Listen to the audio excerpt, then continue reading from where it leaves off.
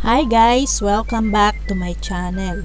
Please subscribe, click the notification bell, and like and share. Thank you so much. Guys, ang gagawin ko po ngayon ay kung papaanong mag-dry ng coriander and dill.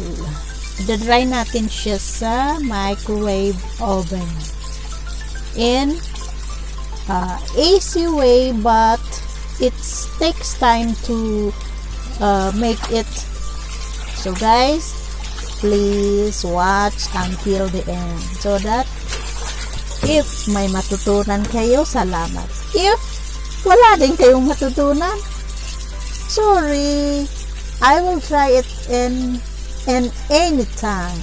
Okay guys, ang unang procedure nito, hugasan natin yung mga coriander, yung dahon ng coriander and the stems, and then i-spin natin siya. Kumbaga, patutuluin natin yung tubig nito at ilalagay sa Pyrex upang paikutin sa microwave. Paiikutin natin siya ng 3 minutes each cycle. Babalik-balik ta rin at saka iwa-wipe natin yung mga moist doon. Kasi habang nagda-dry siya, naglalabas siya ng tubig. So that we need to dry the leaves. Ganyan na po ang kinalabasan niyan.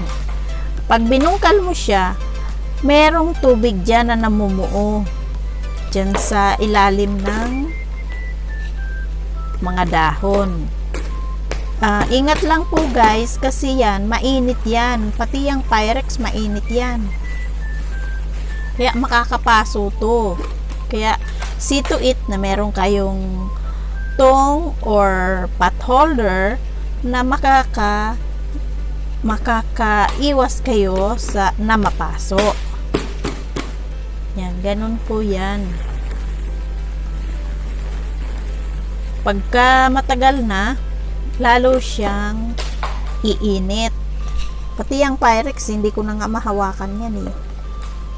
So, pag na-dry na natin siya, napunasan natin yung moist, and iaano natin uli, paiikotin another 3 minutes. Yan na siya guys. Ikot-ikot, ikot-ikot, ikot again, ikot again.